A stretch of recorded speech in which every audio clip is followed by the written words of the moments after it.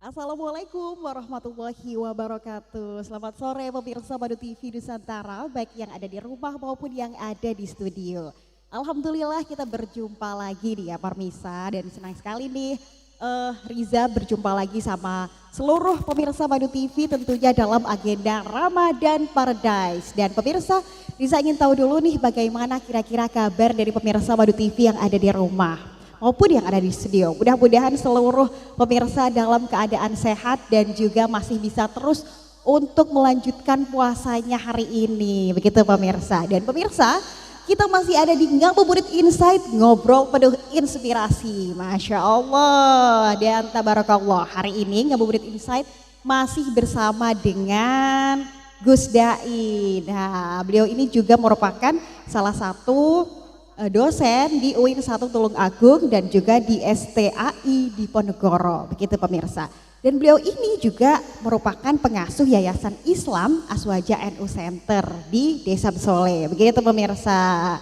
Bagaimana kabarnya hari ini Gus? Masya Allah. Baik Mbak Riza, luar biasa. Alhamdulillah, kita masih akan melanjutkan ngobrol nih Gus. Waduh. Ya, monggo Mbak Riza.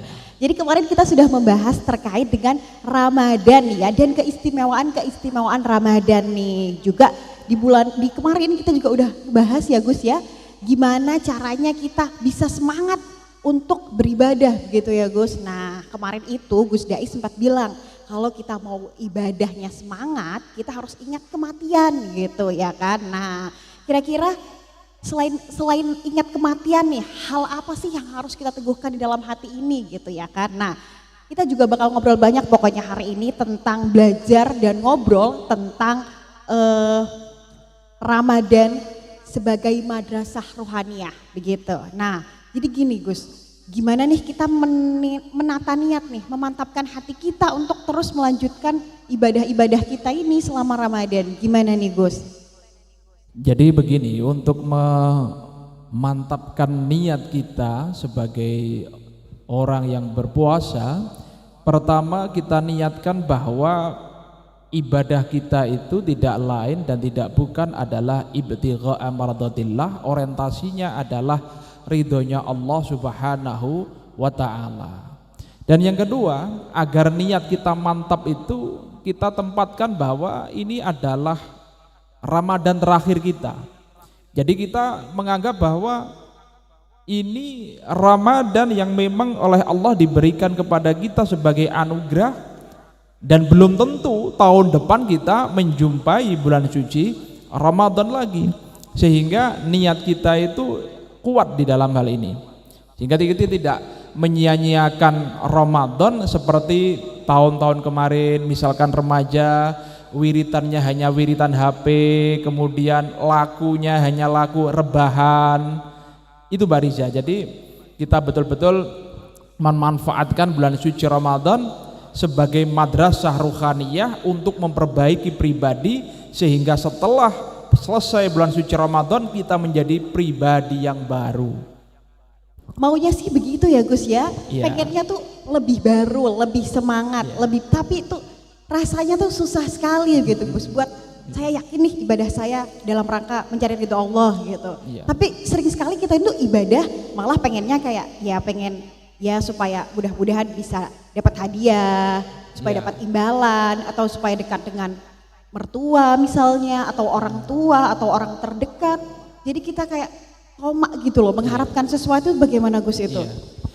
Kalau misalkan orang berniat puasa hanya untuk mendekati calon mertua atau calon istri, ini saya pastikan ini pasti niatnya orang-orang jomblo fisabilillah ini ya kira-kira. Nah begini, niat seperti ini sebenarnya puasanya sah. Jadi harus dibedakan niat syarat sahnya puasa dengan syarat makbulnya puasa atau syarat diterimanya puasa. Kalau orang sudah berniat puasa, kemudian dia sudah menahan lapar atau al-imsak, ini puasanya sah, menurut fikih sah.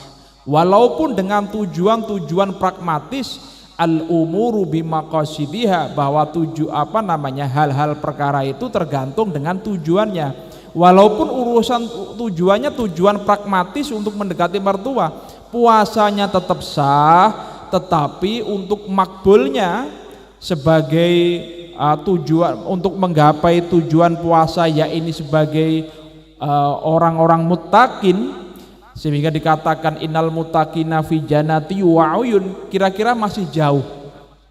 Untuk menggapai tujuan puasa masih jauh, walaupun puasanya sah dengan tujuan-tujuan pragmatis, puasa dengan tujuan mendekati calon istri atau calon mertua, atau ingin dibelikan baju baru, yaitu puasanya sah saja. Tetapi untuk mencapai tujuan puasa sebagai orang-orang muttaqin ini ya masih jauh, begitu Mbak Riza. Waduh, hanya sah gitu ya. Padahal kalau sah ini ditunggu-tunggu loh Gus, sama remaja-remaja umur 20 sekian gitu Gus. Ya puasanya sah, dapat pahala, terhindar dari dosa, tapi untuk mencapai tujuan muttaqin sebagai orientasi puasa ya itu masih jauh lah. Jadi gimana nih Gus, kita harus menata tujuannya puasa itu gimana dalam hati supaya kita ini enggak, agar mampulah mencapai makbul yang seperti panjenengan bilang itu, hanya tidak, maksud kami enggak coba ya udah kita cuma ngejar ya wes yang penting ada gitu. Nah yang penting kita melakukan gitu.